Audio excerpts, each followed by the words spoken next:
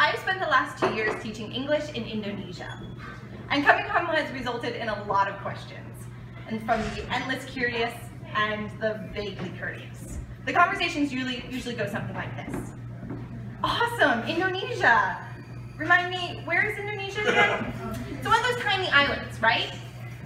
Well, Indonesia is comprised of over 17,000 islands, and it's the 4th most populous nation in the entire world. So island, yes. Tiny, no. Cool. What's the food like? Spicy, delicious, always served on rice. What language do they speak there again? Well, there's over 100 local languages still spoken across the archipelago, but there is also the national language. What language is that? Indonesian. And somewhere along the lines, we always get around to the topic of religion. Because you see, Indonesia is the most populous Muslim majority country. I worked at an Islamic boarding school. I'm not Muslim. What was that like? They ask me. And so I tell them. I tell them how I had at least 6 Muhammads in every class, which completely helped me to hone my navigational skills of the ever-changing winds of teenage nicknames. I tell them about how I almost poked my own eye out the first time my girls were trying to teach me how to put on a hijab, but by the end of my time there, I knew exactly how they were wearing their hair underneath the fabric, based on the way it danced in their shoulders when they laughed.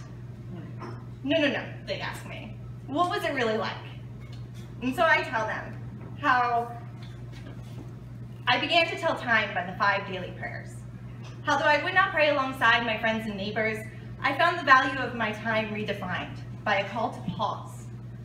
A call to cease the mad rush of existing and reflect on being. But really, they say, what was it like? And it took a while for me to relearn how to dissect my native language and find their meaning in the entrails of everything they didn't want to say aloud. But then I did. What they really wanted to ask was, were you afraid? They want to know about fear. And I can tell them about fear. I was half a world away when 3 bright souls were extinguished in their North Carolina home. When lives lost in Paris were mourned globally, but lives in Turkey were globally ignored.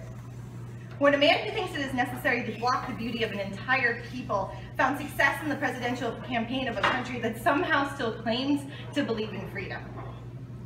And the questions my students asked me started to change. No longer did they want to know about the rules of American football or how many universities there are in America. Instead, they asked me, Miss, why do Americans hate us so much? And Miss, if I go to America, will I be safe? No hasty Google search can give you the answers to these questions. And I am afraid. I am afraid that the community of hands that reached out to offer me support and love and bowls of rice will be re-envisioned by people who have never met them into hands most comfortable around the trigger of a gun.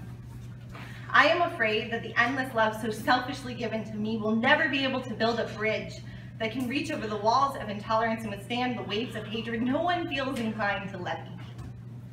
This is not the answer they want. Though I am almost certain they will not listen, I have what they need to know. Yes, I taught English in a Muslim majority country at an Islamic school. I am not Muslim, and yes, while I was there, I learned to fear. I learned to fear you. Woo!